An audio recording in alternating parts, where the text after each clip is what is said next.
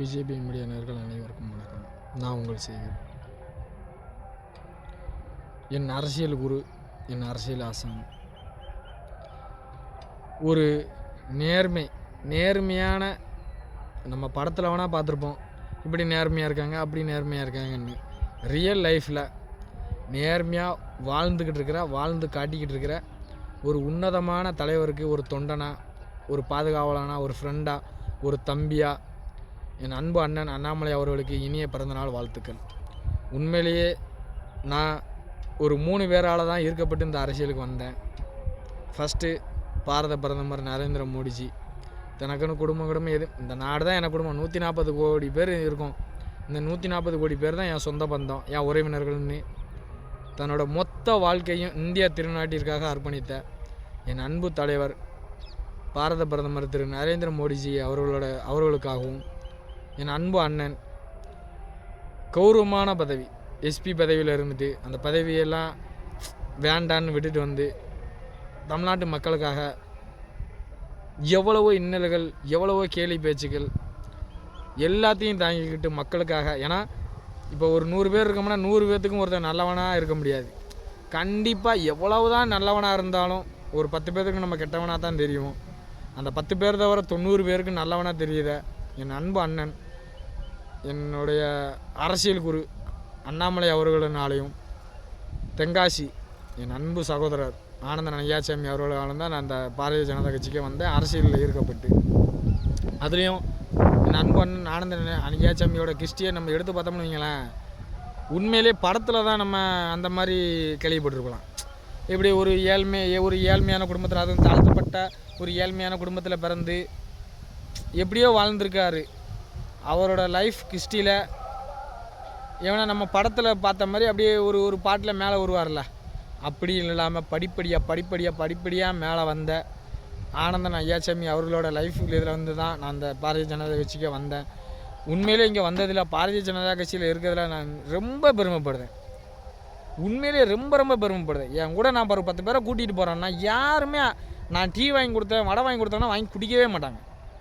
அவங்களோட காசில் தான் குடிப்பாங்க. அந்த மாதிரி தேசப்பற்றுள்ள ஒரு கட்சியில் சேர்ந்ததுனால, பாரதிய ஜனதா கட்சியில் சேர்ந்ததுனால நான் உண்மையிலேயே பெருமைப்படுறேன். என்னோட தலைவர்களும் சரி, எங்களை மாதிரி தொண்டர்களும் சரி, பாரதிய ஜனதா கட்சியில் இருக்கிறவங்க எவனுமே 200 ஊபிஸ் கிடையாது. 200 ஊபிஸ்னால் உங்கள் எல்லாத்துக்குமே தெரியும், 200 ரூபாய்க்கு ஆகும். ஒரு கோட்டருக்கும் ஒரு கோழி பிரியாணிக்கும் கூவுற கூட்டம் பாரதிய ஜனதா கட்சியில் யாருமே இல்லை. உண்மையாக நான் நிறையா நிகழ்வுகளை நான் பார்த்துட்டேன். பாரதிய ஜனதா கட்சியில் உள்ளவங்க அத்தனை பேரும் தேசப்பற்ற ஆளுகள். உண்மையாக ஒரு இந்திய சுதந்திர விடுதலை போராட்டத்தில் எப்படி இந்தியர்களெல்லாம் இந்திய சுதந்திரத்துக்காக போராடினாங்களோ அதே மாதிரி ஒரு கொள்கையை பற்றி உள்ள ஒரே கட்சி பாரதிய ஜனதா கட்சி மட்டும்தான். அதில் நான் எங்கே வேணாலும் அடித்து சொல்லுவேன். பாரதிய ஜனதா கட்சியில் உள்ளவங்க அத்தனை பேரும் தேசப்பற்ற ஆளுகள். சிறந்த உதாரணம் சிந்தூர் வெற்றி. பாகிஸ்தானுக்காரன் நம்ம மேலே தாக்குதல் நடத்த வாராமல் தெரிஞ்சுக்கிட்டு என் உயிர் என் மயிருக்கு தான் சமம், என் நாட்டு மக்களுக்காக என் உயிரையும் கொடுப்போம்னு முப்படை தளபதிகளும் நான் திரும்ப வருவேன் வரமாட்டேன் அதெல்லாம் அவன் நினைக்கவே இல்லை. என் நாட்டு மக்கள் பாதுகாப்பாக இருக்கணும், என் நாட்டு மக்களுக்கு ஒரு சின்ன இது கூட வரக்கூடாதுங்கிற ஒரே காரணத்துக்காக தான் உயிரை பணைய வச்சு பாகிஸ்தானுக்குள்ளே போய் பாகிஸ்தானை பந்தாடிட்டு வந்த என் இராணுவ வீரர்களுக்கும் முப்படை தளபதிகளுக்கும் ஒரு வீர வணக்கம் செலுத்தணும். அதில் உயிர் நீந்த இராணுவ வீரர்களுக்கு வீர வணக்கம் செலுத்தணும். அந்த போரில் வெற்றி கண்ட இராணுவ வீரர்களுக்கு மரியாதை செலுத்தணும்னு பாரதிய ஜனதா கட்சி மட்டும்தான்.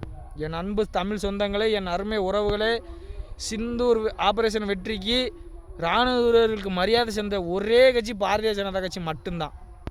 ஆனால் தீவிரவாதிகளுக்கு ஆதரவாக டிஎம்கேவும் சரி, விடுதலை சிறுத்தைகள் கட்சியும் சரி, காங்கிரஸும் சரி, வைகோ கட்சியும் சரி, தீவிரவாதிகளுக்கு ஆதரவாக செயல்பட்ட கட்சி டிஎம்கே, அதன் கூட்டணி கட்சி. ஆனால் நம்ம இராணுவ வீரர்கள் அவரோட தியாகத்தை போற்றும் வகையில் ஒவ்வொரு மாவட்ட வாரியாக, ஒவ்வொரு மண்டல் வாரியாக தேசிய கொடி ஏந்தி பேரணி பண்ண ஒரே கட்சி பாரதிய ஜனதா கட்சி.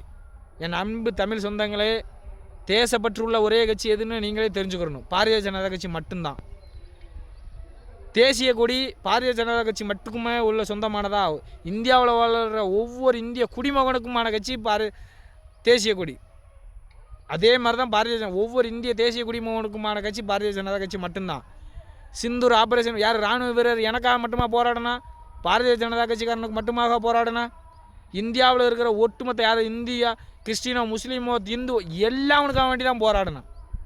இராணுவ வீரர்களை வந்து தான் உயிரை பணைய வச்சு பாகிஸ்தானுக்காரன் நம்ம நாட்டுக்குள்ளே நம்மளாக போய் இந்த சமூக ஆர்வலர் மனிதநேய காப்பாளர்னு சொல்லி போலி பிம்பத்தில் தீவிரவாதிக்கு ஆதரவாக இருக்கானே அந்த முட்டா பயல்களே என் தாய் நாட்டில் வந்து என் சொந்த சகோதரனை என் சகோதரியோட தாலி அறுத்த காரணமாக இருந்த தீவிரவாதிக்கு ஆதரவாக நீ உள்நாட்டுக்குள்ளேயே இருந்துக்கிட்டு துரோகம் பண்ணுறியே.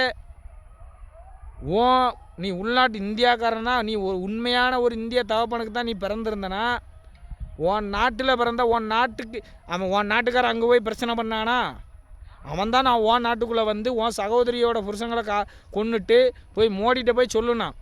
உன் சகோதரியோட தாலியை அறுக்க காரணமாக இருந்த தீவிரவாதிக்கு ஆதரவாக செயல்படுறியே. இது மாதிரி தான் உன் சகோதரிக்கு நடந்தால் இருப்பையா? இந்த டிஎம்கே காரனை பார்த்தும் காங்கிரஸ்காரனை பார்த்தும் விடுதலை சிறுத்தைக்காரனை பார்த்து நான் கேட்குறேன், உன் வீட்டில் உன் சகோதரியோ இல்லை உன் பொண்ணோ இல்லை உன் சொந்தக்காரன் யாரோ ஒருத்தங்க இப்படி கொன்னுட்டா தீவிரவாதிக்கு ஆதரவாக இப்படி தான் செயல்படுவீங்களா? என் அன்பு தமிழ் சொந்தங்களே புரிஞ்சுக்கிறோன்னு நீங்கள். நம்ம நாட்டு இராணுவ வீரர்கள் போய் வேணும்னே அவன் நாட்டை தாக்கலை. நம்ம நினச்சிருந்தா பொதுமக்கள் வாழ்கிற இடத்துல குண்டு போட்டு அழிச்சிருக்கலாம். பாகிஸ்தானுங்கிற ஒரு நாடே இல்லாமல் அழிச்சிருக்க முடியும். நம்ம அதை செய்யவே இல்லை.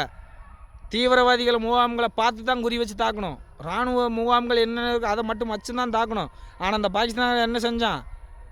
அமிர்தசரஸில் உள்ள சீக்கியர்களோட கோயிலை பார்த்து தாக்குதல் நடத்தினான். அங்கே தாக்குதல் நடத்தினா மட்டும்தான் சீக்கியர்களுக்குள்ளே ஏதாவது பிரச்சனை வந்து உள்நாட்டு கலவரம் வெடிக்கும்னு. நம்ம அப்படி செய்யவே இல்லை. அதுதான் பாரதிய ஜனதா கட்சிக்கும் இவங்க தேசத்துறைகளுக்குள்ள வித்தியாசம். அதில் ஒரு தீவிரவாதி ஒரு சகோதரிகிட்ட போய் சொல்லியிருக்கிறான், போய் மோடிக்கிட்ட போய் சொல்லு, நீ இந்துவாக இருந்தால் நான் சுடுவேம்னு. அந்த சகோதரி சொன்னால் மோடிக்கிட்ட போய் சொல்லணும். எங்கள் தலைவர் பாரத பிரதமர் நரேந்திர மோடி என்ன செஞ்சார்?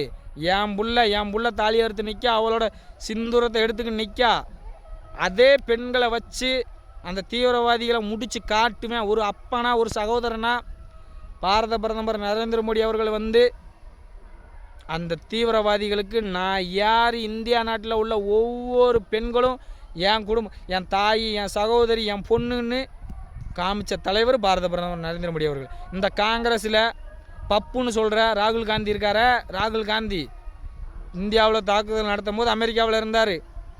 இந்தியா தாக்குதலுக்கும் இந்த பயங்கரவாதிகளுக்கும் ராகுல் காந்திக்கும் நேரடி தொடர்பு இருக்குது, கண்டிப்பாக இருக்குது. தயவு செஞ்சு என்னோட பாரத பிரதமர் நரேந்திர மோடிஜி அவர்களுக்கும் உள்துறை அமைச்சர் அமித்ஷாஜி அவர்களுக்கும் எங்களோட தமிழ்நாடு பாரதிய ஜனதா கட்சியின் சார்பாக ஒரு அன்பான பணிவான வேண்டுகோள் என்ன, தமிழ்நாட்டில் உள்நாட்டு துரோகிகள் நிறைய பேர் இருக்கான். உள்நாட்டு எதிரிகளை கூட எதிரிகள் நமக்கு நேரம் மோதுவான். ஆனால் அந்த துரோகிகள் வந்து நமக்கு பின்னால் இருந்து நம்ம குழியை தோண்டி உள்ளே ஓட்டு விதைச்சிருவான்.